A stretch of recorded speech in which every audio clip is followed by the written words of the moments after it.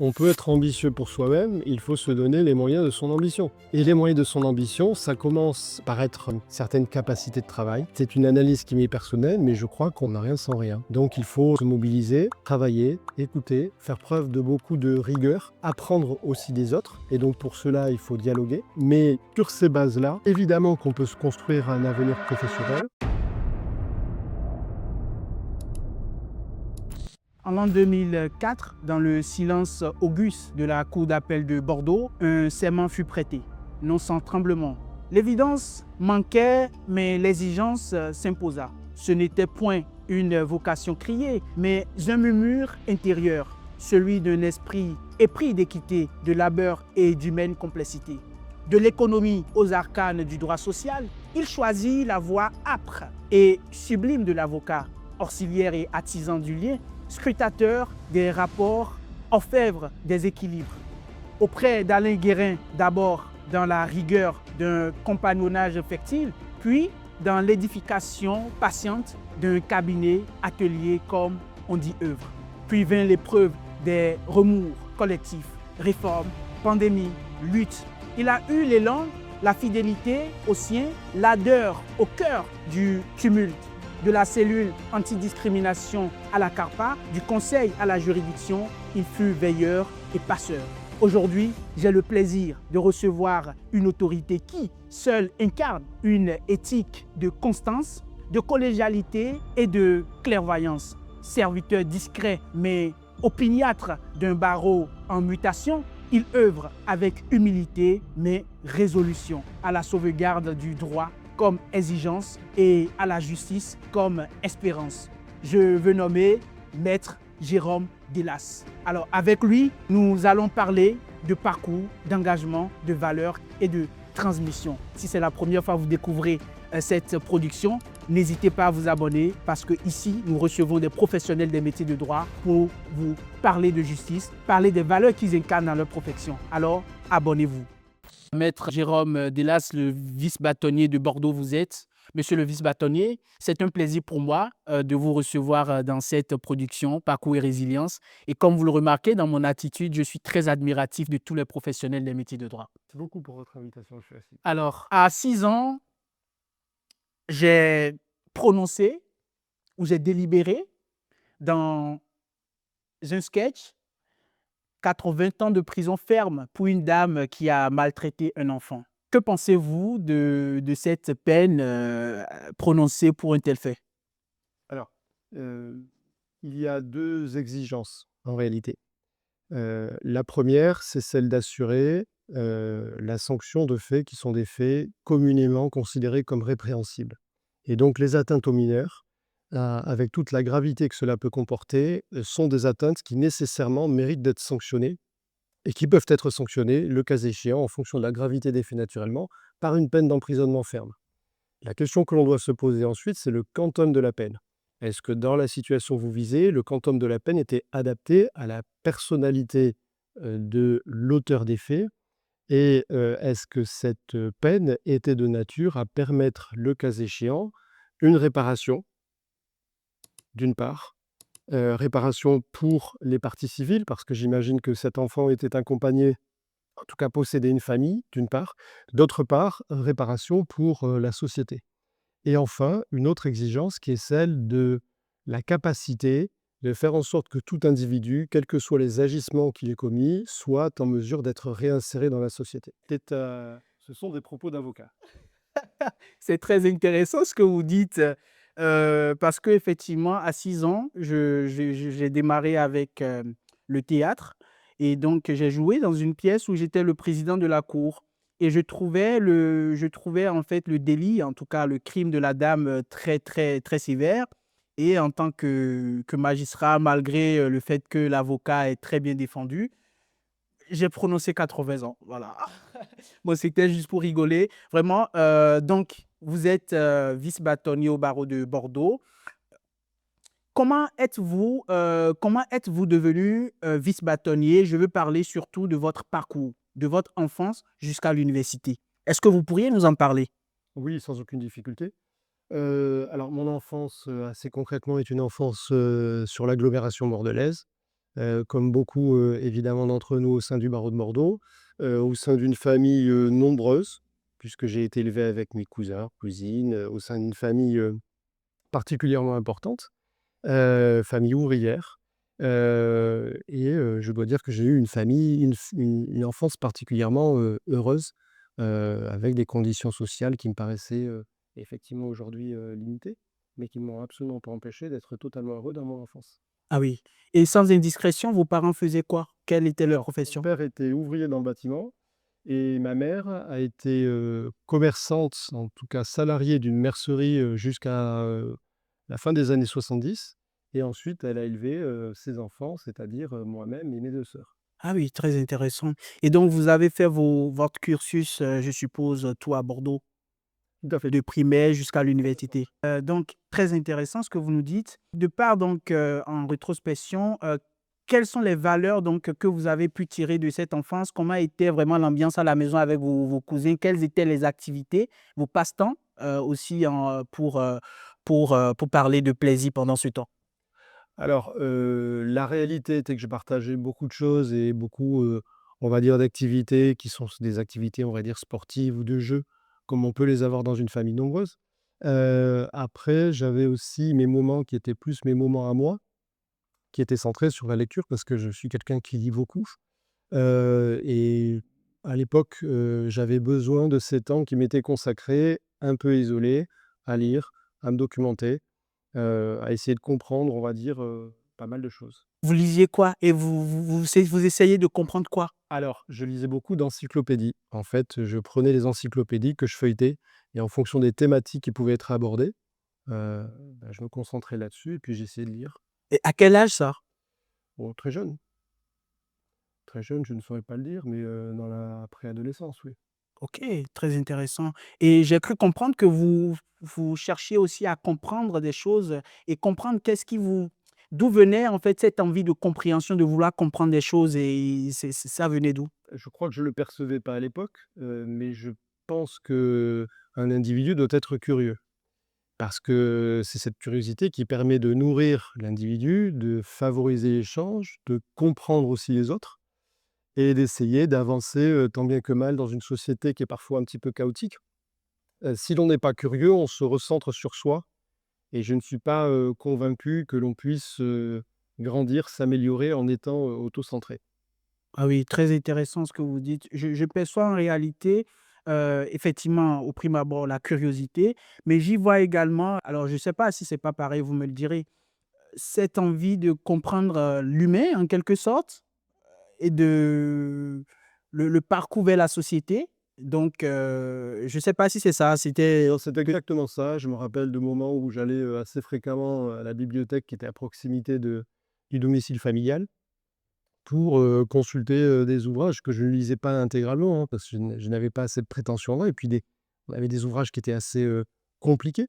Mais j'aime beaucoup l'histoire et donc je prenais des biographies assez fréquemment d'histoire pour, lire sur, des hommes politiques, sur des moments historiques et je lisais des passages pour essayer de voir et de mieux comprendre en tout cas, heu, la société. OK. On va dire en toute modestie, évidemment. Oui, bien sûr, on vous connaît très humble là-dessus. Donc, s quelle activité sportive alors, pendant ce temps? Parce que j'ai cru comprendre aussi que vous faisiez le sport. La course, OK, la course. J'aimais bien l'athlétisme et la course. OK, vous avez fait le marathon déjà? À plusieurs Oui, reprises? effectivement, le semi-marathon de Bordeaux.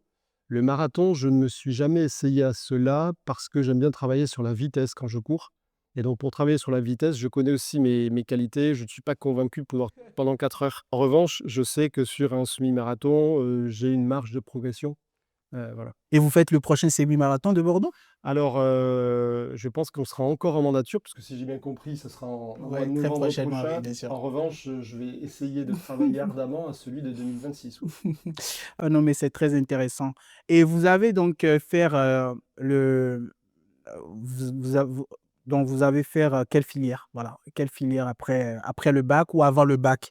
Alors, au niveau du baccalauréat, c'était une filière, ce qu'on appelait le bac économie. bac économie avec, pas mal d'histoire, pas mal d'économie, un petit peu de mathématiques, mais pas trop.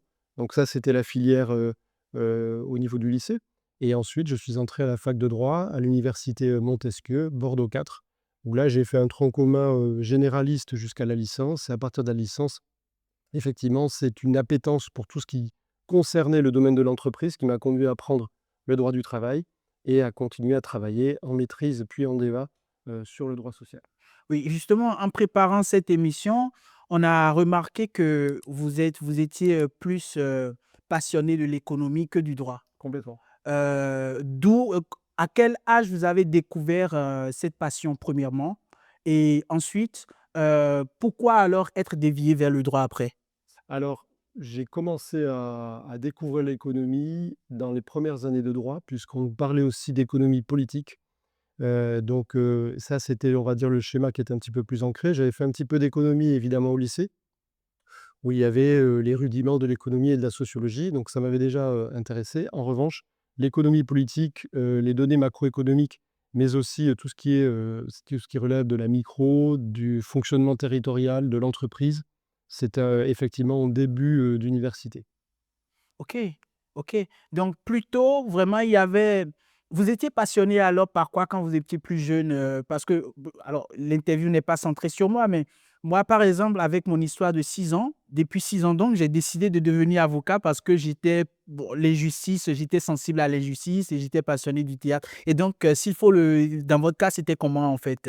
Alors moi, j'étais passionné par l'histoire, je suis toujours passionné par l'histoire. OK, d'accord. En revanche, je n'arrivais pas à identifier, ce qui dans le domaine, des études d'histoire, me permettait d'avoir, une carrière professionnelle. OK. Donc, je voulais réserver cette passion pour l'histoire pour ma vie, personnelle et non pas pour ma vie professionnelle.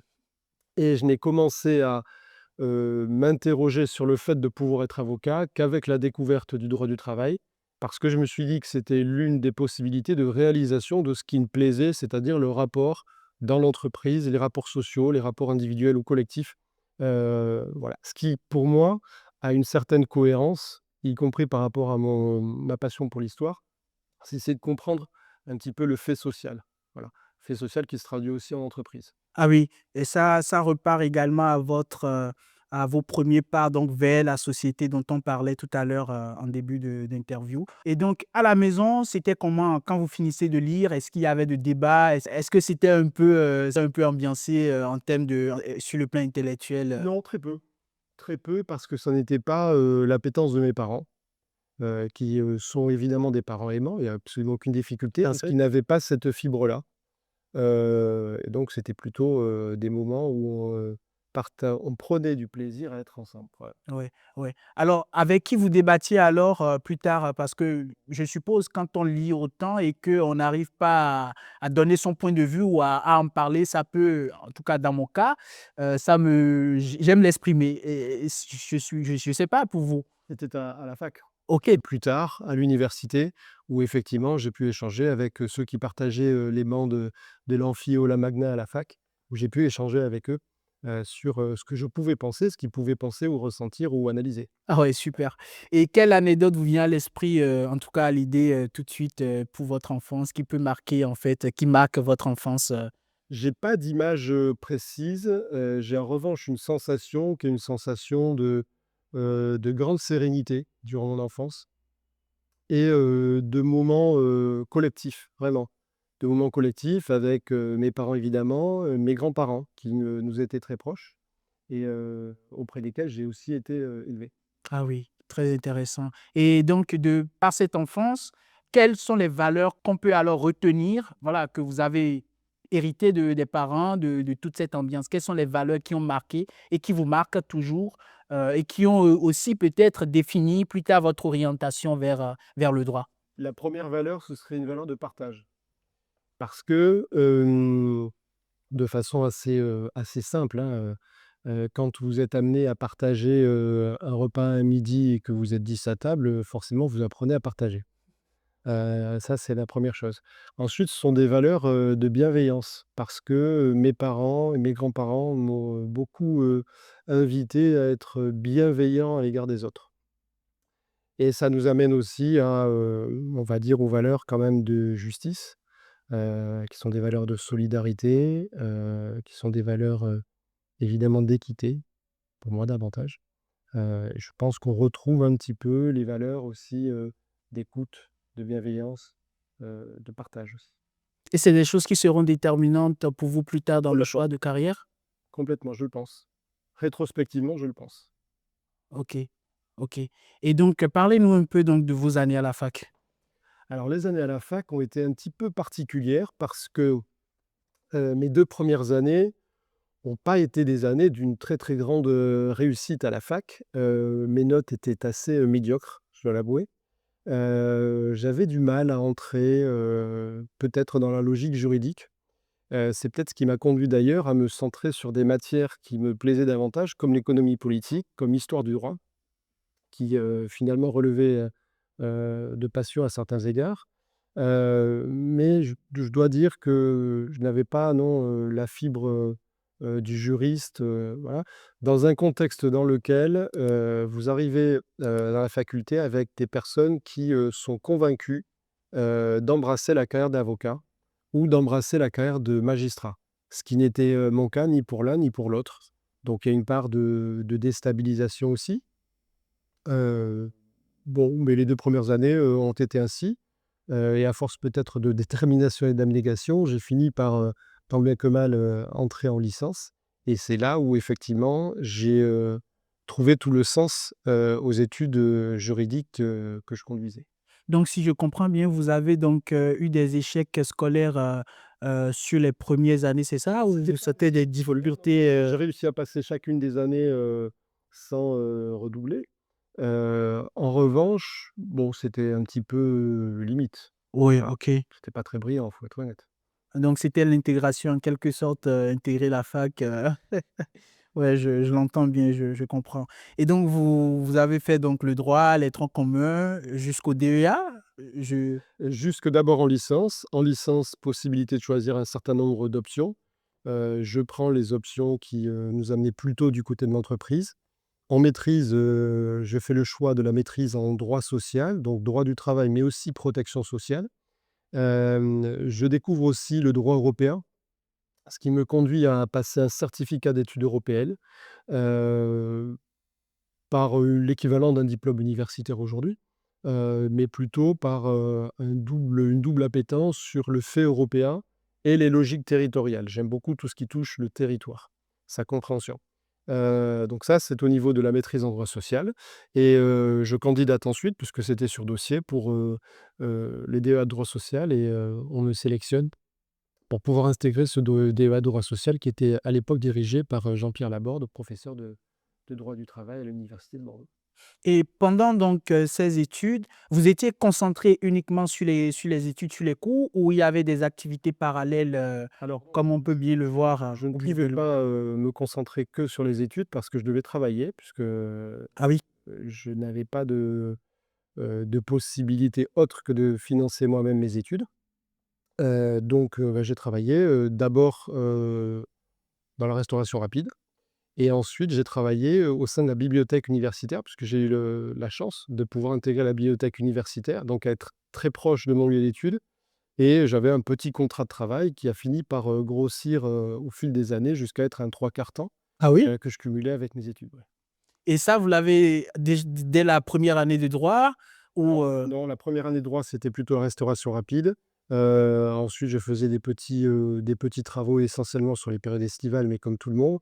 Mais c'est à partir de la licence, ouais, donc de la troisième année, où effectivement j'ai commencé à travailler de façon beaucoup plus, soutenue, en parallèle de mes études. ah oui, ça c'était connu d'avance avant le bac ou bien c'était un choix ou c'était vraiment les circonstances qui vous ont poussé, à Alors, cela aussi? c'est, un peu les 2, c'est-à-dire les circonstances, oui, parce qu'à partir du moment où on prend un logement, qui vous appartient en location, bah, vous devez le financer. C'est Mais c'est aussi une situation qui était celle que, assez, simplement, mes parents n'avaient pas les moyens de pouvoir, subvenir, à mes études et me payer un logement. Voilà, nous sommes trois enfants et donc ça n'était pas possible. C'était totalement, compréhensible Oui, tout avec à mon fait, père. tout à fait, tout à fait. Ah ben, très intéressant et donc vous avez pendant ce donc je remarque, très bien qu'il y avait donc les cours, les jobs si je peux le dire comme ça. C'était juste limité à cela. Il n'y avait pas d'autres activités d'engagement peut-être, de voyage, de vacances. Non, ce sont des phases où j'ai très peu voyagé. Heu, Très peu voyagé et pas d'engagement associatif, particulier. Ah oui, intéressant, intéressant. Vous étiez concentré sur les cours pendant toute cette période et vous vous projetiez donc pendant ce temps déjà à une carrière d'avocat ou c'est chemin faisant après les diplômes, justement après le DEA que l'idée d'avocat vous est venue? Non, l'idée de devenir avocat a commencé à germer en maîtrise. Précisément parce que je me suis dit que si j'avais la possibilité d'embrasser la carrière d'avocat, c'était la meilleure des façons pour travailler dans le droit du travail au soutien des salariés ou des entreprises. Donc là, j'ai commencé à avoir cet objectif-là, mais au final, en fin d'études, parce que la maîtrise, c'était, la 4e année. C'est à partir de ce moment-là uniquement que je me suis dit que ça pouvait être, une bonne opportunité, tout en me disant que si, comme on dit aujourd'hui, ça le faisait, c'était très bien. Si ça ne le faisait pas, eh bien je tâcherais de trouver autre chose. Non, en se me disant, bah, peut-être que j'essaierai de travailler en entreprise, oui. Et cette autre chose, c'était l'entreprise? C'était travailler en entreprise pour le coup, mais Que pas nécessairement en étant avocat, peut-être en essayant d'être DRH d'une structure, oui. OK, d'accord, d'accord et donc vous avez eu votre DEA. Oui, Il fallait donc, après le DEA, l'école des c'était le CRFPA, ça existait déjà? exactement. Ah OK, d'accord et donc, En fait, après le DEA, alors j'ai passé un DEA avec un mémoire, parce que c'était l'époque où on établissait des mémoires, ce qui les différenciait des DESS sur, le principe de non-discrimination raciale déjà, avec une approche comparée entre la France et le Royaume-Uni. OK. Ensuite, j'ai intégré, l'Institut d'études judiciaires de Bordeaux, donc qui est place Péberlan, pour préparer une année, de tentative de l'examen, du CRFPA. Donc DEA droit social, une année de préparation et au terme de cette année de préparation, j'ai passé l'examen. Pourquoi le sujet, pourquoi votre sujet de DEA, impliquait le Royaume-Uni? Est-ce que vous avez faire, est-ce qu'il y avait un attachement à ce Non, parce qu'en fait, nous relevions, au sein du DEA de droit social, d'un laboratoire de recherche avec des chercheurs du CNRS. Voilà. Dans ce cadre-là, ces chercheurs-là avaient aussi besoin d'alimenter leurs réflexions dans le cadre d'une approche, comparée et on va dire ma directrice de mémoire qui était Isabelle Dogaret, qui est chercheure au CNRS, était, plutôt, enclin à ce que je travaille sur le Royaume-Uni. OK, d'accord, d'accord, très intéressant et donc après tout ça, CRFPA et consécration en 2004. Tout à fait. Comment ça s'est passé? Est-ce que vous avez souvenir de toutes ces périodes, à nous raconter un peu plus en termes d'anecdotes aussi et de convivialité avec, les pairs, les uns et les autres, Oui, vos c'était camarades? un véritable esprit de promotion à l'école des avocats. C'était un véritable esprit de promotion où, on avait vocation à faire, ce qu'on appelait le stage. Ce sont de très belles rencontres, des personnes qui sont aujourd'hui avocats à Bordeaux, d'autres qui sont avocats, ailleurs, dans d'autres barreaux, à Paris, à Bayonne. Mais c'était un véritable esprit de promotion que j'ai découvert à cette occasion-là, et qui nous a permis, je crois, de travailler dans beaucoup de bonne humeur, et avec des liens que nous conservons aujourd'hui, avec des niveaux, de responsabilité ou d'exercice professionnel totalement différents. Mais nous conservons le lien. Nous avons, fêté, je n'ai malheureusement pas pu y participer parce que, nous avions des engagements ordinaux, mais, ma promotion a fêté, ses 20 ans, l'an passé en septembre 2024 et s'est retrouvée au même lieu Ah oui! pour, fêter comme nous l'avions fait, pour les 10 ans. Voilà. Ah mais c'est très intéressant. Ça veut dire que vous avez su sauvegarder, Oui. quelque chose, ah mais c'est très intéressant et donc je reviens un peu sur les valeurs, le partage, l'équité, la justice, la solidarité, voilà. Donc vous avez prêté aussi serment, je suppose, sur ces valeurs-là, pour la justice. Heu et c'est quoi la justice pour vous? Alors, heu, Pour moi, il n'y a pas d'égalité parfaite. Hem, je crois davantage à l'équité qu'à l'égalité parfaite. En revanche, j'ai toujours, épousé, on va dire, hem, ce qui avait été décrit en réalité, c'est John Rawls, qui l'avait écrit dans Théorie de la justice, je crois que c'est en 1921 et si on devait, on va dire résumer l'une de ses idées forces, c'est plutôt celle qui consiste à dire, que celui qui est juste, c'est celui qui, dans une répartition entre autrui et soi-même, donne davantage à autrui qu'à soi-même. Et ça, c'est quelque chose que j'essaie d'avoir en permanence en tête et c'est ce qui, me guide moi, à titre évidemment personnel, sur, ce que doit être la justice. C'est essayer de veiller à, à faire en sorte d'être juste pour autrui et de encore une fois, dans une répartition entre autrui et soi-même, donner davantage à autrui qu'à soi-même. Parce que nous nous connaissons, parce que nous sommes conscients de nos forces, de nos faiblesses et donc parce que nous sommes conscients de tout cela, nous sommes en capacité de donner davantage à autrui, dont parfois nous méconnaissons et les forces et les faiblesses. Donc je pense que ça participe, on va dire, d'une théorie plus philosophique, de ce qui me guide dans la justice, oui. Mais c'est très intéressant votre perception de la justice. Excusez-moi, c'est pas un jugement ou mais je la trouve tellement bien dit. C'est ce que je pense aussi. Et je pense que si cette justice existe ou bien existait véritablement, il n'y aurait pas peut-être de dérive dans la société parce que chacun sait ce qu'il vaut et ce qu'il est, essaie de respecter, d'être lui, et donc ne n'empiète pas sur la liberté de l'autre au point d'en commettre des justices à l'égard de l'autre. Complètement. Complètement et ça fait appel aussi à une autre, valeur en quelque sorte, je suis pas sûr que ce soit une valeur, mais qui est celle de l'écoute et de l'observation. Et c'est ce qui fait aussi le sens, on va dire, de notre travail comme avocat et de notre rapport à la justice. L'écoute, c'est ce qui permet d'analyser, mais c'est ce qui permet aussi de débattre, d'accueillir, les arguments des autres, de combattre les arguments aussi des autres. Mais sans écoute, il y a pas grand-chose. Du tout. Sans observation non plus. Et l'idée, c'est évidemment, non pas de s'écouter soi, mais plutôt d'écouter les autres. Et de par votre définition, en fait, votre perception personnelle sur la justice, là, tout de suite, pensez-vous que, ou que diriez-vous à ceux qui pensent être juste, c'est un luxe? Je crois surtout que l'on doit se détacher, heu, de l'analyse de nos propres comportements pour savoir si on est juste ou si on ne l'est pas.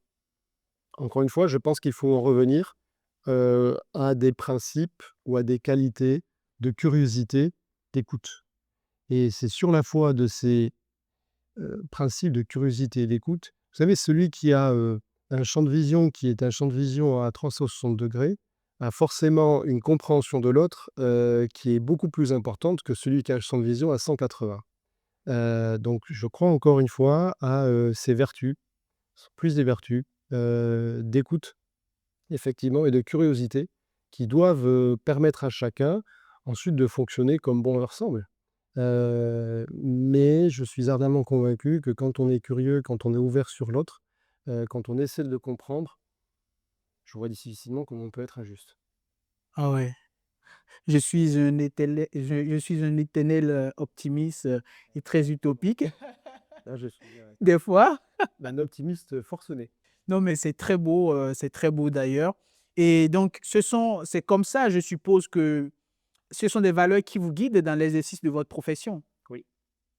Et comment est-ce que vous l'avez, comment vous les essayez alors concrètement en termes de, je veux parler de votre carrière. Que pourriez-vous nous dire de votre carrière, de son exercice jusqu'au jour d'aujourd'hui? Alors, déjà quand on reçoit un client dans son cabinet, pour ce qui me concerne en droit du travail, il faut, manifester une capacité d'écoute pour identifier quel est le besoin de la personne que vous accueillez. Est-ce que c'est un besoin, défensif? parce que nous aurons, une personne qui a besoin de se défendre dans le cadre d'une procédure? Ou est-ce que c'est un besoin qui est plus, constructif, c'est-à-dire de l'accompagnement à projet? Donc il faut manifester évidemment cette écoute. Il faut manifester de la curiosité pour essayer de prendre le temps de dialoguer avec son client pour mieux en comprendre les impératifs, les besoins, les demandes. Ça, c'est, on va dire, le travail que tout un chacun fait nécessairement dans le cadre de son cabinet. Après, se sont ajoutées des responsabilités ordinales et dans le cadre de mes responsabilités ordinales en qualité de vice-bâtonnier du barreau de Bordeaux, je vois pas comment on peut se départir, on va dire, de vertu, d'écoute, de curiosité, soit pour, on va dire, essayer, de faire en sorte de maintenir, le lien confraternel au sein de notre barreau, de défendre nos confrères, mais aussi de s'approprier des sujets qui sont des sujets qui intéressent la vie de la cité, et pas simplement la profession. Je pense, aux, problématiques, des individus qui sont dans des situations de handicap et sur lequel le barreau de Bordeaux est fortement engagé. Nécessairement, ce sont des choses que nous devons appréhender en interne, mais que nous devons aussi appréhender en externe dans le rôle que les avocats peuvent jouer au sein de la société. Ah oui, très intéressant. D'ailleurs, je vois, sur les réseaux comment vous êtes, très, très impliqué, très engagé dans cette responsabilité dont vous faites montre, donc de votre carrière est venu cet engagement pour le barreau de Bordeaux? Moi, je le vois surtout, s'il faut repartir un peu en arrière, un peu comme le cadre dans lequel vous avez aussi vécu, c'est-à-dire grandi. Vraiment cette ambiance de solidarité, de partage et de défense aussi, des intérêts des frères, des confrères, des uns et des autres, protéger en quelque sorte la maison. Alors, les différentes, mutations que connaît aujourd'hui le monde, vous pensez que le domaine de la justice en est épargné?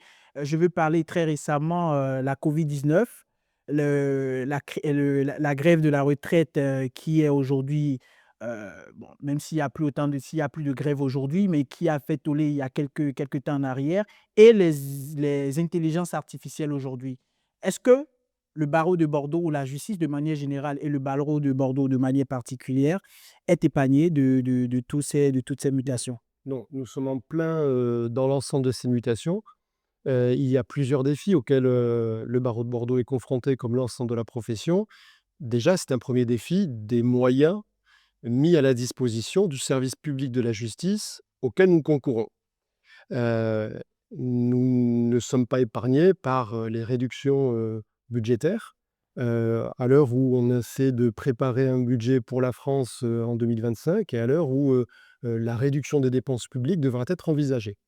Donc, les moyens et les ressources allouées au ministère, de la Justice, nécessairement interpellent sur notre capacité, nous, à favoriser l'accès au droit et à exercer dans des conditions qui sont des conditions, soutenables pour les juridictions. Donc on a ce 1er défi.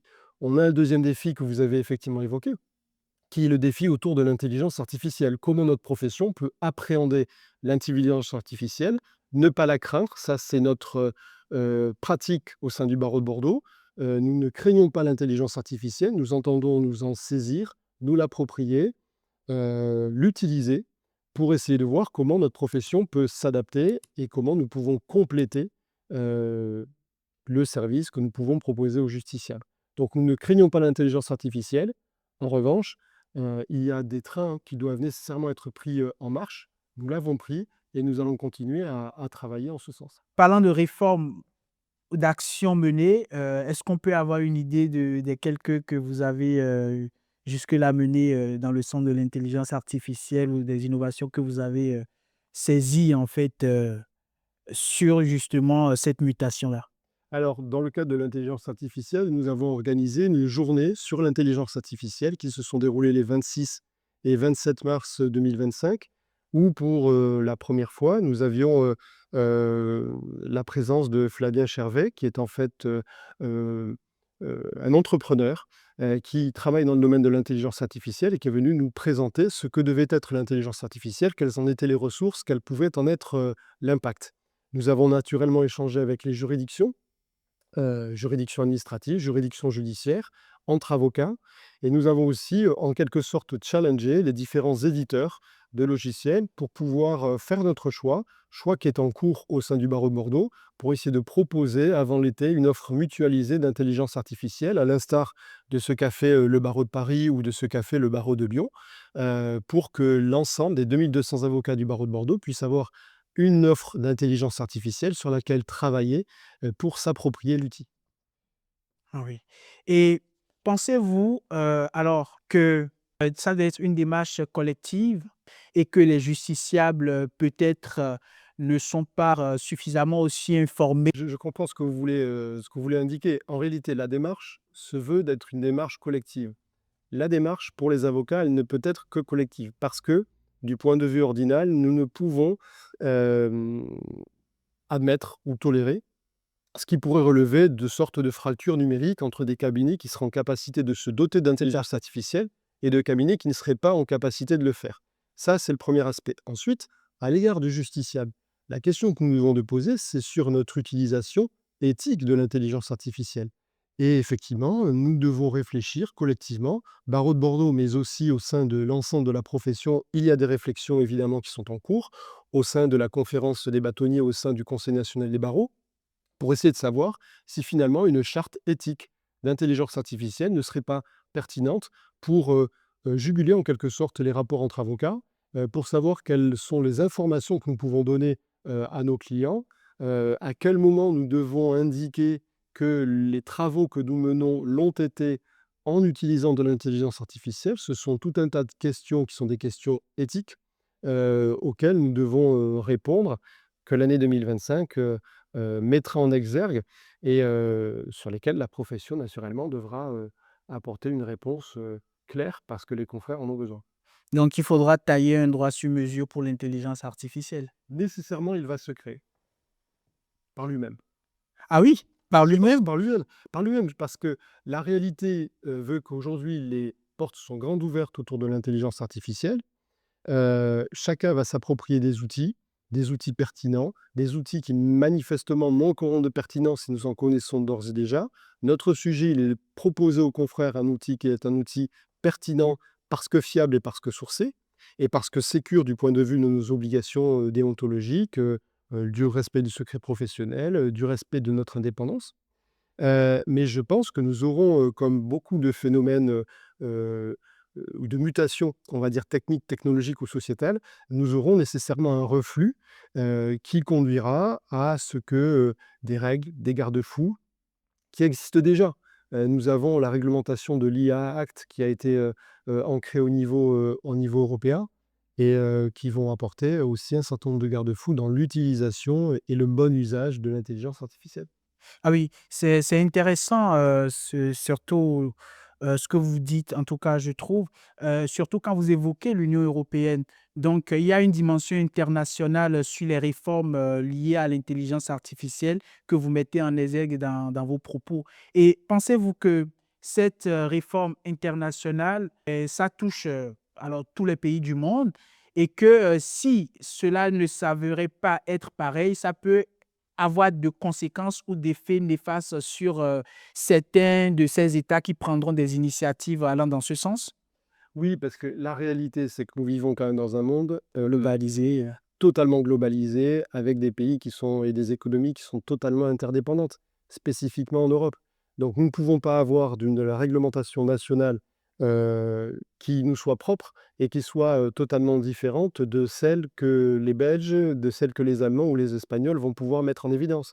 Je crois vraiment à l'apport que peut apporter le droit de l'Union européenne comme étant un outil, de régulation, d'une économie qui est une économie globalisée. Il ne s'agit pas pour moi de combattre l'économie globalisée, elle existe de facto, en tout cas c'est, mon opinion personnelle. En revanche, il faut, la réguler pour qu'elle permette que la concurrence soit une concurrence libre, mais qu'elle soit, saine et respectueuse et loyale, mais aussi qu'elle soit aussi, en conformité avec les standards qu'une société, démocratique est en droit d'attendre sur le respect des droits et des libertés individuelles, mais aussi le respect, des droits sociaux. ah oui.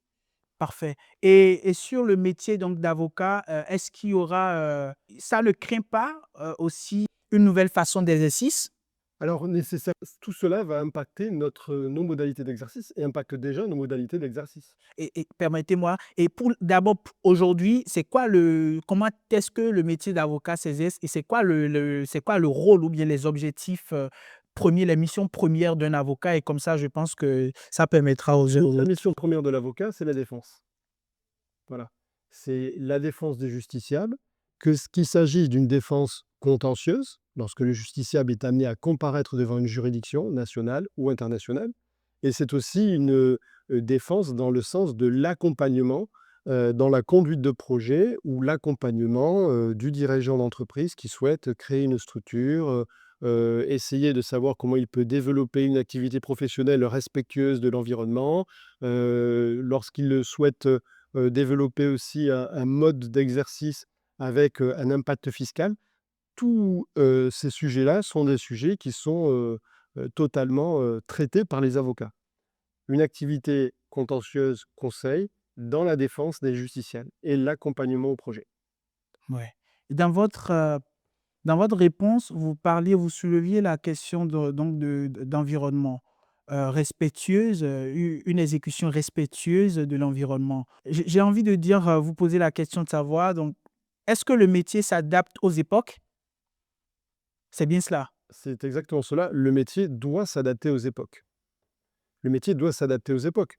Nous ne pouvons pas être, totalement, isolés et ne pas avoir à connaître, heu, des modifications, et des modifications sociétales ou des exigences sociétales nouvelles. Lorsqu'aujourd'hui on parle de responsabilité, sociale, sociétale, environnementale dans toutes les logiques de RSE, nécessairement la profession d'avocat doit s'approprier des logiques de RSE. Mais la question de la RSE, c'est pas nécessairement et ça n'est pas uniquement une question environnementale. C'est pas de savoir comment l'avocat, dans la conduite de son activité professionnelle, peut respecter l'environnement. Il y a cet aspect-là.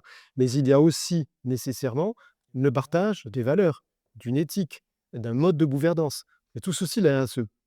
Et aujourd'hui, je vois mal comment la profession d'avocat peut être à l'écart, d'un mouvement qui est un mouvement de fond, qui est un mouvement légitime, d'aspiration à ce que les activités professionnelles et le fonctionnement des individus entrent dans des logiques respectueuses, de normes sociales, environnementales, de standards éthiques. C'est c'est très intéressant ce que vous dites, hein. Est-ce que de facto, c'est perçu, par les uns et les autres? Parce que je pense que alors après c'est mon avis, je pense qu'il faut une certaine lucidité pour le comprendre, pour voir la chose telle que vous en parlez. D'abord même exécuter ou exercer la profession, exercer une profession avec des valeurs que l'on porte, je pense qu'il faut une certaine lucidité. Est-ce que vous êtes du même avis ou bien, comment est-ce que vous vous voyez en fait? Je pense que la réalité est que ce constat est partagé par, la très grande majorité de nos confrères quand même.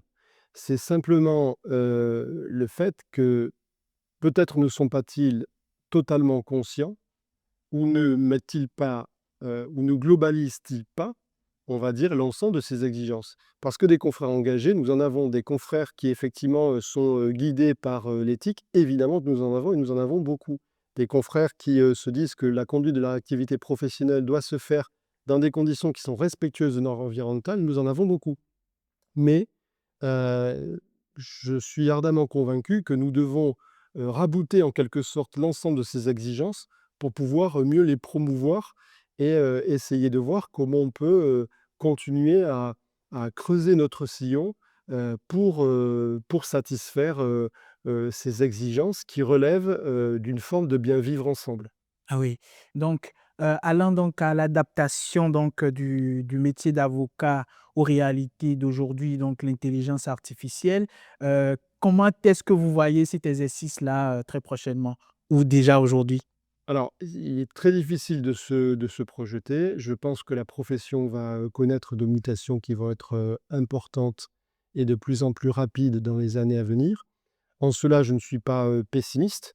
Je suis optimiste quant à la capacité de l'avocat à, s'adapter en permanence. Nous l'avons fait à de très nombreuses reprises et nous continuerons à le faire sans aucune difficulté. Est-ce qu'il y a des repères historiques? Alors, il y a nécessairement des repères historiques, et la réalité est que les enjeux ont été, des enjeux divers. Il y a eu, effectivement la fusion entre les activités, de conseil et la profession d'avocat. Il y a eu l'intégration de la profession d'avoué au sein de la profession d'avocat.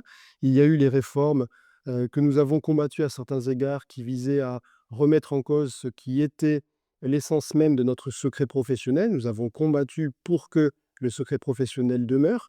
Nous avons des sujets qui sont des sujets latents de savoir si, la profession d'avocat doit être une profession, qui, est en capacité ou qui doit, intégrer ou comprendre les juristes d'entreprise. Pour ma part, je n'y suis pas, évidemment favorable, parce que je crois à notre indépendance, parce que je crois à la nécessité de respecter le secret professionnel qui, en fait, sont les singularités de notre métier.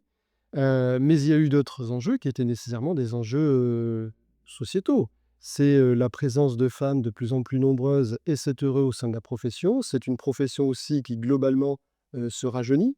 C'est la nécessité aussi de combiner un juste équilibre entre la vie personnelle et la vie professionnelle. Donc on a en fait une profession qui s'est, totalement adaptée et avec, la présence de l'intelligence artificielle, mais les différents outils que nous avons pu avoir pour communiquer, de façon digitale ou numérisée avec les juridictions. Tout cela, nous l'avons connu, nous l'avons, intégré, ça et aujourd'hui, ce sont des sujets qui sont des sujets, à mon sens, derrière nous, avec toujours beaucoup de vigilance, à laquelle nous devons être, évidemment, très attentifs et soucieux. Ah ouais, intéressant. Et je voudrais bien revenir sur, la question de vie professionnelle et vie personnelle, sur l'exercice donc, du métier d'avocat. Généralement, on entend, alors je parle, pour le commun des mortels, d'un avocat qu'il nous sorte d'affaires, qu'il, nous trouve une solution. Est-ce que c'est véritablement ça, aussi le métier donc, de d'avocat? Est-ce qu'il doit tout prendre sur lui?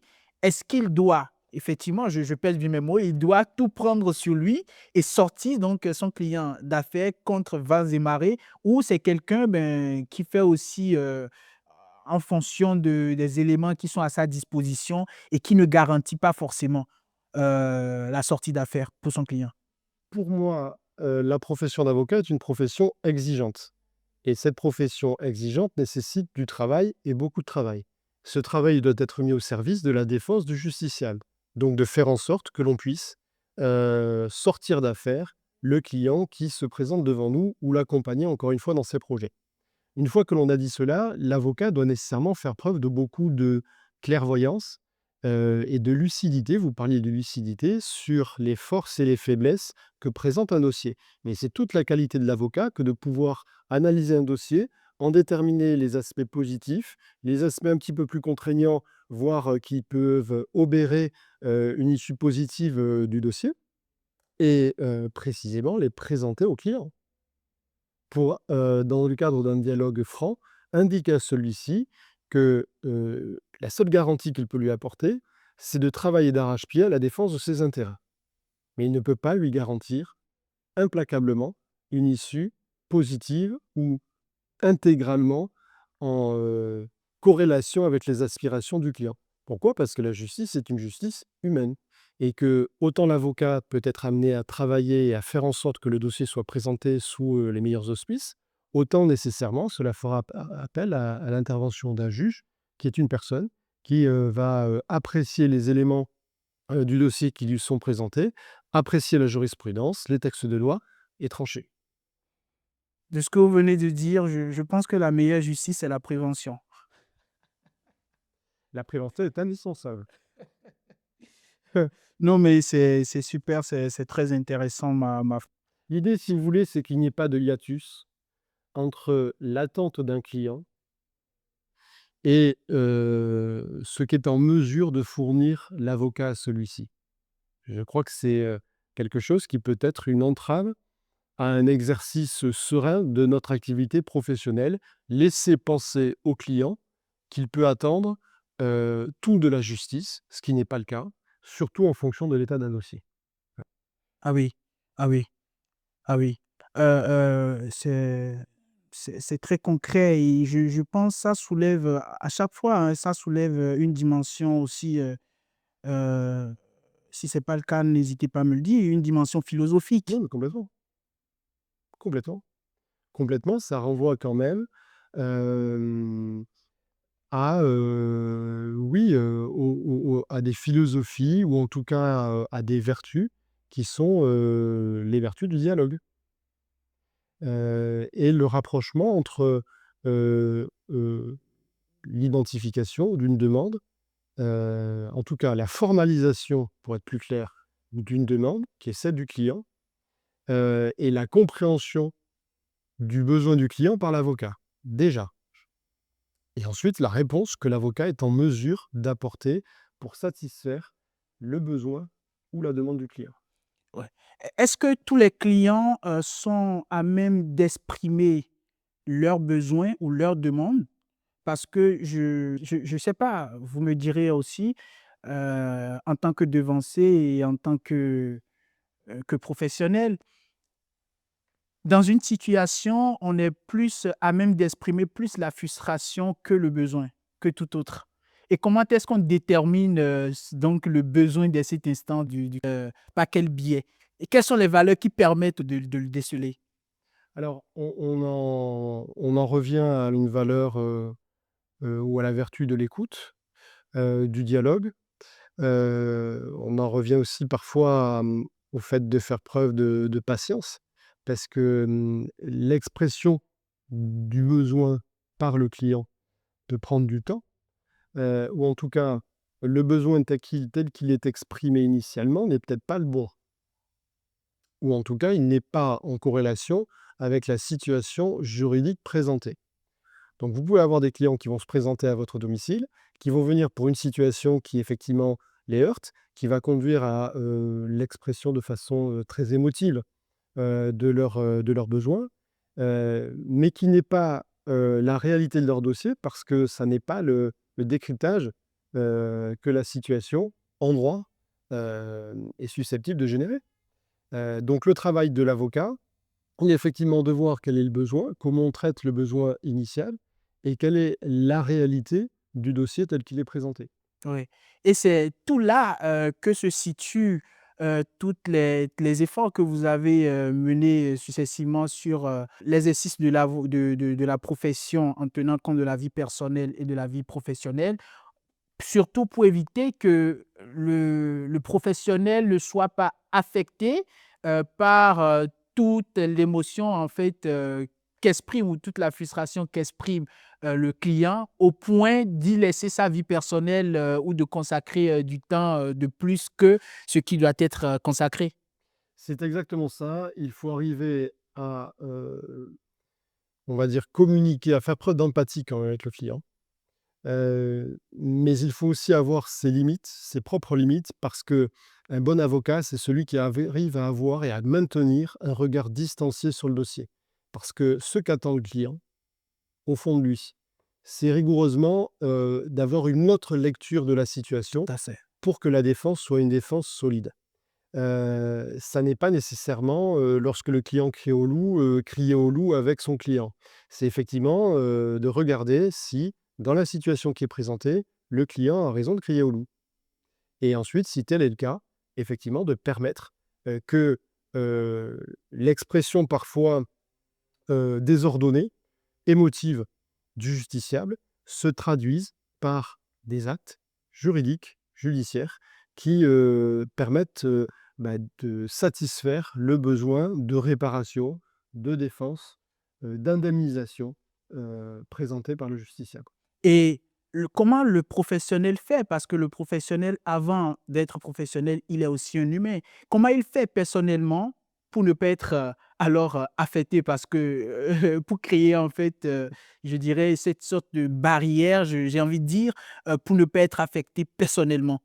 Je crois que ce sont des ressorts qui sont aussi des ressorts, personnels et c'est la raison pour laquelle nous veillons, à essayer de favoriser le bien-être des avocats dans leur exercice professionnel pour qu'ils soient en capacité, de façon totalement, distanciée, équilibrée, de recevoir la parole de leurs clients, de la comprendre, sans nécessairement, être le buvard, qui, va voir, le travail de l'avocat, totalement parasité.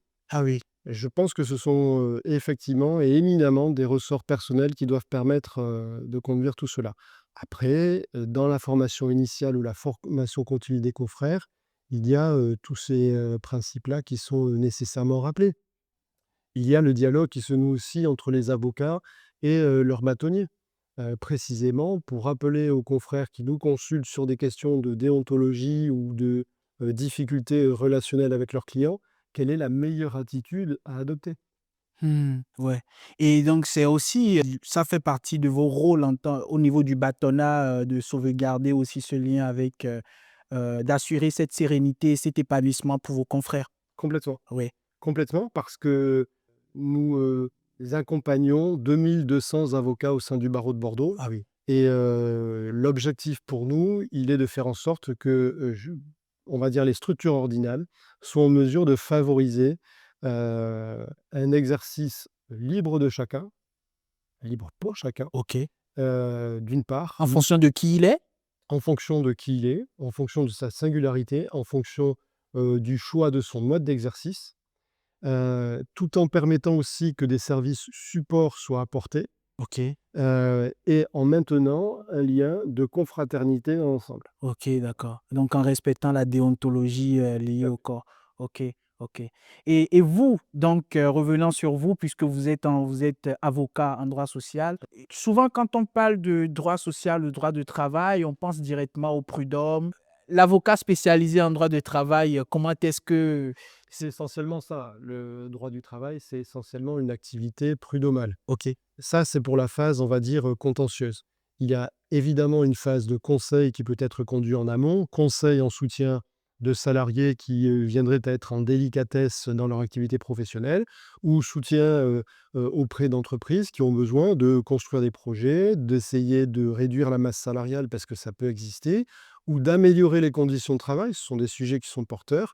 Comment l'avocat peut créer ou participer à la création d'un accord qui permette de mieux gérer le temps de travail au sein de l'entreprise. Donc, il y a des choses qui peuvent être très positives. Donc, une activité de conseil, une activité consciencieuse, ça, c'est le droit du travail.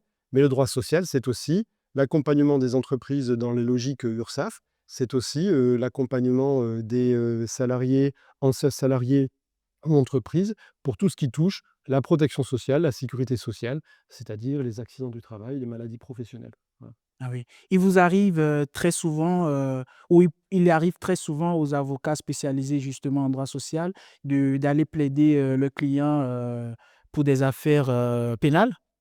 Alors ça arrive, oui, tout à fait. Ça arrive parce qu'il peut y avoir un volet, pénal, à 2 égards. Soit qu'il y ait, on va dire, commission d'infraction dans la relation individuelle de travail, hein, dans le rapport entre le salarié et l'employeur. Un salarié qui va être licencié parce qu'il a commis des faits qui ont, en plus, une qualification pénale, donc on peut effectivement avoir cet aspect-là.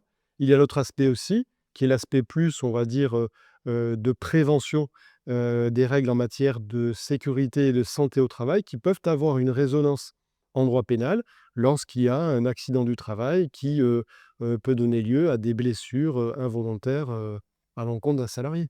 Ah oui. Mmh. Donc il y a cet aspect pénal qui rend la procédure, on va dire, ou le droit du travail comme une procédure ou un droit qui est un droit qui demeure fondé sur l'oralité des débats. Voilà. OK, d'accord, très intéressant, très intéressant, et donc je reviens un peu sur votre, bâtonnat. Quelle est la vision vraiment, quand vous projetez le barreau de Bordeaux? À quelle vision? Comment est-ce que vous le voyez dans l'avenir? Alors, le sujet que nous avons avec, madame le bâtonnier Caroline, Laveissière depuis le 1er janvier 2024, c'est d'essayer de faire en sorte que l'on puisse continuer à défendre et protéger nos confrères dans leur exercice quotidien. Mais c'est aussi d'essayer, en toute modestie, de voir comment nous pouvons poser les bases d'une structuration ordinale qui permette, non seulement aux avocats, mais aussi à l'ordre des avocats du barreau de Bordeaux de, d'anticiper ou de s'adapter aux mutations à venir. Donc nous essayons, assez modestement encore une fois, de préparer l'ordre à ce qu'il pourra être dans les années 2027-2028, ou davantage. C'est, l'enjeu effectivement de l'intelligence artificielle et de son appréhension. C'est l'enjeu de la structuration de ce que doit être un ordre d'avocat, en termes de services qu'il peut apporter, aux confrères, aussi en termes de, personnes ressources au sein d'un ordre, pour pouvoir y répondre. C'est aussi, le dialogue permanent et essentiel avec les juridictions, parce que c'est ce qui fait le quotidien, des avocats, de chacun des barreaux français. Le rapport avec, les institutions, et c'est ce qui nous conduit à avoir une vision, assez globale, combiner les impératifs institutionnels, mais aussi les besoins, exposés, par les confrères dans leur exercice professionnel. Ah oui. De par votre responsabilité aussi, et en toute transparence, quand vous voyez, quelles sont les qualités et les besoins, que vous recherchez justement sur ce marché aujourd'hui? Alors je dis marché comme, si c'était le monde de l'entrepreneuriat, mais, heu, que recherche le barreau de Bordeaux aujourd'hui? C'est un message en quelque sorte lancé aux jeunes étudiants afin, histoire de les orienter en quelque sorte dans leur formation. Peut-être, une petite radioscopie de ce qu'est le barreau de Bordeaux. Je vous ai dit qu'il y avait 2 200 avocats, Oui. 64 de femmes au sein du barreau de Bordeaux, et la moitié du barreau a moins de 10 années de barre. Ce qui fait que le portrait type de l'avocat bordelais est en fait une avocate bordelaise de 42-43 ans. Voilà, quel est le portrait type de l'avocat bordelais. Une fois que l'on a dit cela, cela signifie qu'en réalité, nous avons un barreau qui est un barreau jeune, qui a besoin de se renouveler, et ce renouvellement, il permet non simplement le développement des cabinets, mais il permet une nécessaire et une saine oxygénation. Donc, le message que l'on pourrait faire passer, aux jeunes étudiants, c'est, de leur dire qu'ils pourront s'épanouir professionnellement en rejoignant la profession d'avocat, qui n'est plus celle que nous avons connue il y a 10, 20 ou 30 ans. Cette profession doit pouvoir leur permettre, de manifester leurs valeurs d'engagement, de, répondre à un besoin qui est un besoin de carrière professionnelle, de conduite d'un projet entrepreneurial, mais c'est aussi une capacité de pouvoir, permettre un bon équilibre entre la vie personnelle et la vie professionnelle. Donc de se dire que l'on souhaite travailler, et la profession d'avocat est une profession exigeante qui nécessite beaucoup de travail, mais qui autorise beaucoup de possibilités. Et tout ceci, peut être, réalisé, accompli en plein respect de ce que chacun, veut, avoir, de sa vie, personnelle. Donc c'est, un champ des possibles, la profession d'avocat, particulièrement important, et un champ des possibles plus, plus, si j'ose dire, si l'on rejoint le barreau de Bordeaux. Et que pensez-vous de ceux qui disent que on prépare celui qu'on souhaite devenir? Et s'il faut, d'abord, qu'est-ce que vous pensez de cela?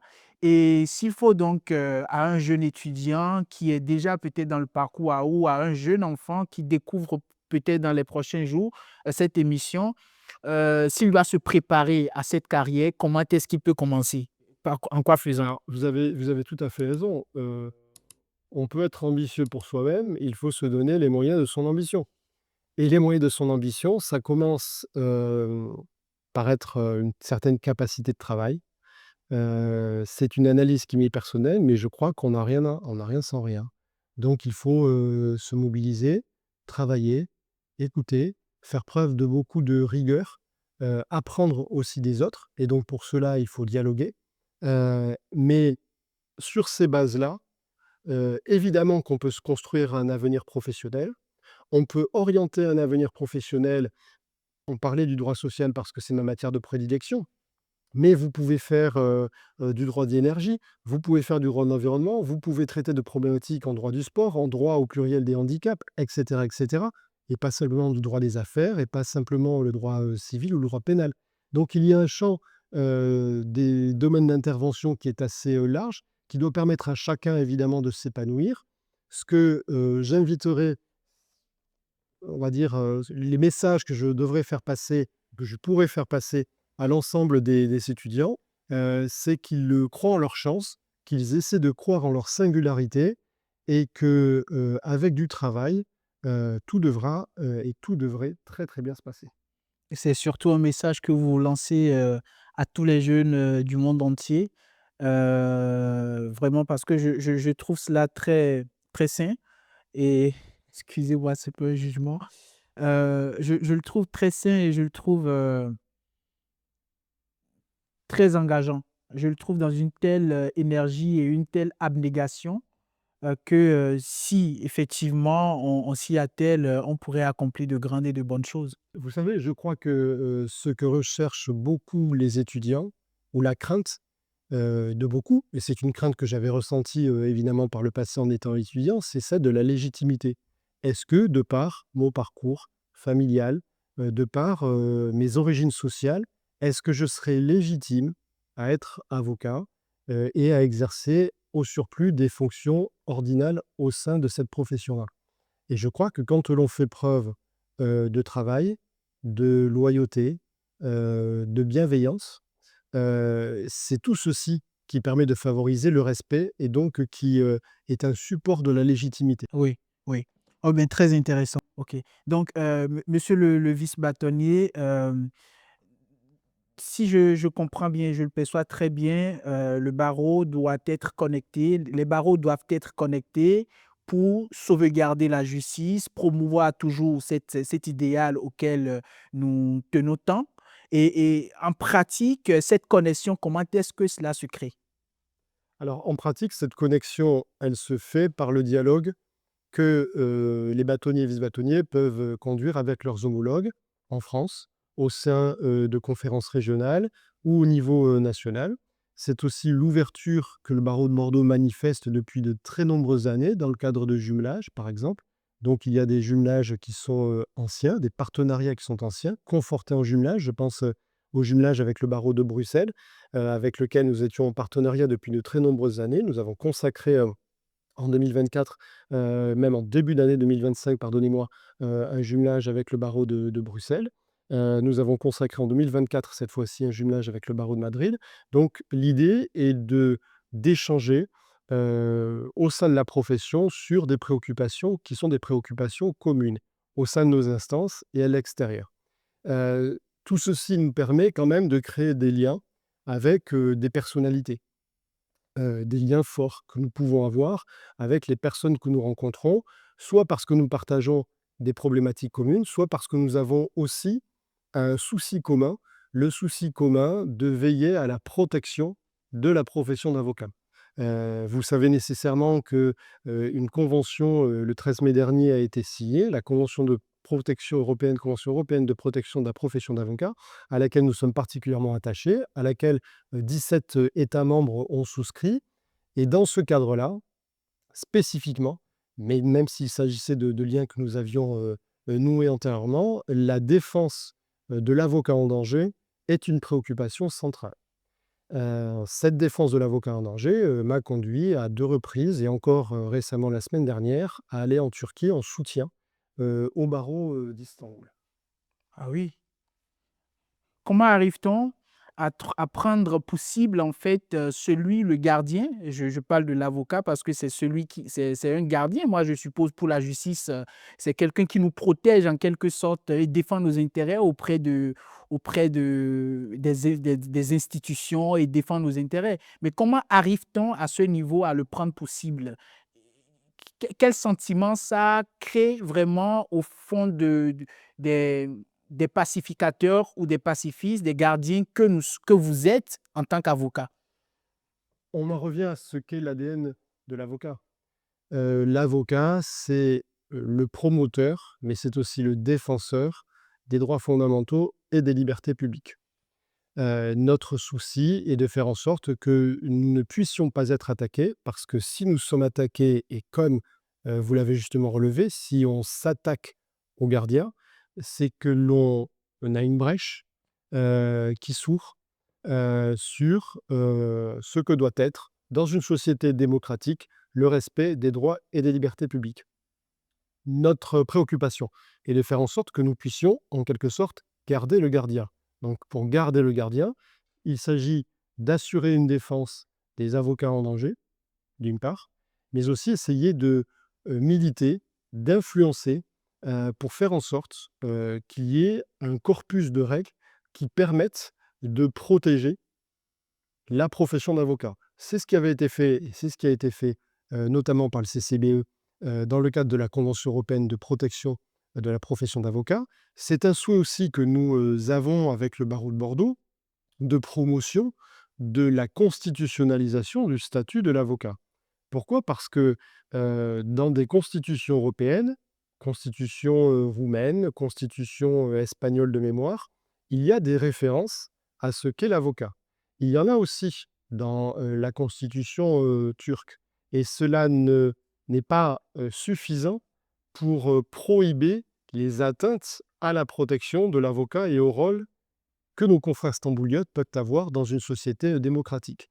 Et donc, l'enjeu pour nous est de faire en sorte que le pouvoir, qui est un pouvoir politique, ne puisse pas malmener les avocats dans leur indépendance, dans le respect du secret professionnel, parce que c'est tout ceci qui participe du droit à un procès équitable, du respect des droits fondamentaux et finalement des libertés publiques et individuelles. Oui. Et normalement, l'avocat, en tant qu'auxiliaire de justice, on ne doit pas toucher, je pense, à lui. Oui, parce que il fait son rôle, il joue son rôle, il protège le justiciable, il est le gardien. Il peut aussi attirer l'attention par moment des pouvoirs politiques et des pouvoirs publics sur des faits, peut-être qui échappent à leur vigilance, touchant à l'état de droit, histoire de protéger davantage le justiciable. C'est exactement ça, c'est un rôle de vigie, d'une part, mais c'est aussi un rôle de protection contre l'arbitraire. C'est tout ceci aussi qui, rend, l'exercice de notre profession, attachante et qui conduit à mobiliser, de très nombreux confrères, à parcourir le monde en soutien aux avocats en danger, heu, dans la promotion, des libertés publiques, dans la défense des droits fondamentaux, en France, mais aussi à l'étranger. Ah oui, très intéressant. En tout cas, merci à vous. Alors, j'ai quelques questions tirées de... J'ai lu quelques ouvrages et je voudrais vous poser, prendre votre avis sur certaines citations. Voilà. Alors, dans les grands classiques philosophiques de la justice, surtout Platon, La République, vous savez qu'il parle de justice comme harmonie de l'âme et de la cité. Et donc, ma question, c'est de savoir, euh, de par la définition de Platon, la justice comme l'ordre et l'équilibre entre les trois parties de l'âme, désir, courage, raison, et dans la société. Qu'est-ce que cela, ce thème vous évoque dans la société d'aujourd'hui? Et qu'est-ce que cette citation vous évoque dans la société d'aujourd'hui? Ce que ça m'évoque, c'est que ces 3 caractères Je peux le rappeler si vous voulez. complètement. OK. Il dit, Platon définit la justice comme l'ordre et l'équilibre entre trois parties de l'âme, désir, courage, raison, et dans la société. Je crois qu'en réalité, en fonction des, évolutions, de nos sociétés contemporaines, on a, un petit peu plus de courage, on a un petit peu plus de désir ou on a un petit peu plus de raison. Donc je pense qu'il y a, une sorte de principe de vase, communicant. Je crois que, à titre personnel, le courage, heu et la raison, sont des vertus, cardinales qui permettent de, participer, on va dire, à l'œuvre de justice. Donc je crois que c'est une formule qui évidemment demeure, d'actualité, que chacun doit avoir vocation à s'approprier. Et quand l'on parle de désir, je le lirai, pour ce qui me concerne, comme, un désir, d'équité. Un désir d'équité ou un désir de sauvegarde, on en parlait, des droits et des libertés, individuelles.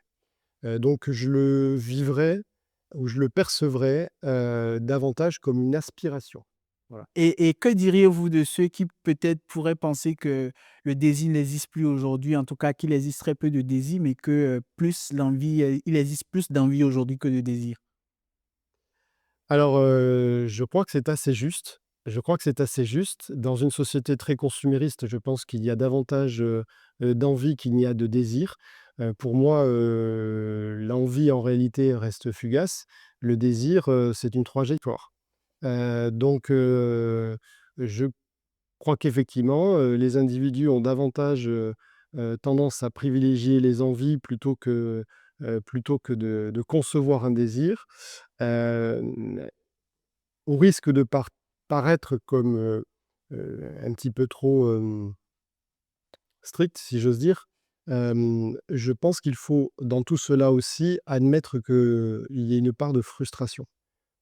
Frustration par rapport aux logiques de désir ou aux logiques d'envie. Pourquoi? Parce que admettre la frustration, c'est aussi, se renforcer, c'est aussi, grandir, c'est aussi, connaître, ses forces, ses faiblesses et le rejet de toute frustration peut conduire quand même à un certain nombre, d'errements, qui ne sont pas toujours des errements, on va dire, bienvenus. Ah oui, tout à fait. Alors, ma deuxième citation, Aristote dans Éthique et Nicomaque. Alors, il parle justement de la justice distributive et corrective.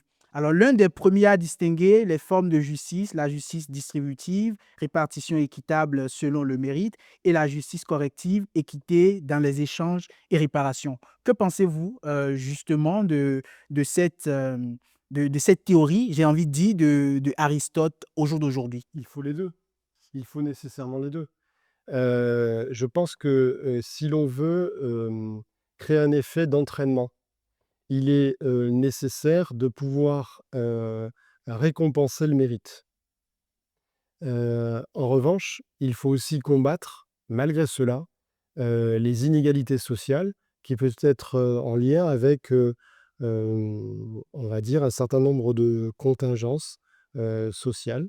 Hem et par définition, la justice corrective a toute sa place.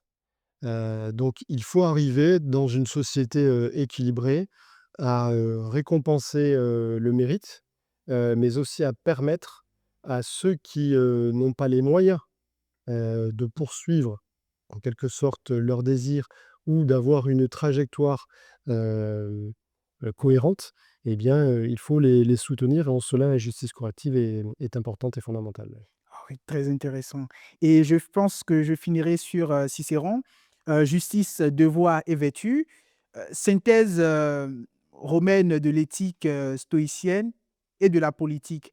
Alors, Cicéron, pour lui, la justice est liée au respect du droit naturel et des devoirs envers autrui. Que pensez-vous de cette théorie de Cicéron au jour d'aujourd'hui? Toutes les théories qui gravitent un petit peu trop autour du droit naturel, me gênent et m'interpellent, précisément parce qu'elles ont vocation à, se contenter, selon moi, hein, je Oui, bien loin sûr. d'être philosophe, C'est votre avis. elles ont tendance à se contenter de l'état des choses. Voilà. Et je pense que nous avons, tous un rôle individuel et collectif, heu, dans le cadre d'une justice corrective, pour, accompagner et faire en sorte que, l'état de nature, ne soit pas le seul à prévaloir. Ça peut rejoindre aussi, on peut le compléter avec Jean-Jacques Rousseau, avec le contrat social Oui, qui vient répondre justement à cette problématique. complètement, complètement et je crois que c'est plutôt ça. Oh, mais très On en revient intéressant. à ce au début de notre entretien, sur, l'écoute et la théorie, de la justice telle que Rawls l'exprimait. Ah oui, oui, oui. Oh, mais très intéressant. En tout cas, ce fut un plaisir encore une Enfin, fois. Nous arrivons presque au terme de notre interview. Quel serment personnel renouvelez-vous? Alors, bon, que renouvelez-vous aujourd'hui dans cette interview? Quand je parle de serment, pas, c'est pas dans le sens d'un nouveau serment en tant qu'avocat, mais quel engagement, voilà, pour trouver un autre synonyme, prenez-vous, renouvelez-vous aujourd'hui personnellement? question complexe, je dirais, continuer et continuer toujours, hein. Heu, à titre, personnel et presque intime, j'aspire à être en permanence en mouvement. Voilà. Très intéressant et je pense que je vous laisse également le message, final et je le veux surtout je souhaite que cela puisse, créer quelque chose en cette audience qui lira le projet, je parle de l'émission, qui lira, cette audience est constituée de jeunes étudiants, de jeunes professionnels, de professionnels en quête de sens, de toute personne curieuse qui tombe là-dessus sur les réseaux sociaux, sur YouTube. Qu'est-ce que vous avez à dire à cette audience? J'aurais tendance à dire à cette audience, qui, aura la curiosité, de nous écouter, de continuer, à écouter le travail qui est fait par, Gildas Assisi naturellement, mais aussi d'écouter, beaucoup, de lire, d'écouter encore une fois peut-être des podcasts, d'écrivains, d'historiens. Tout ce qui permet, de challenger, les idées, les préjugés, ou les croyances, qui sont les nôtres et qui méritent, à tout moment et de façon, permanente, on va dire, d'être, remises en question, pour pouvoir avancer. Merci beaucoup maître. Merci, merci monsieur le vice-bâtonnier. Chers amis, merci à tous et à toutes. Si vous ne l'avez pas encore fait, abonnez-vous, cliquez la cloche de notification pour être, au courant de toutes nos interviews. Merci.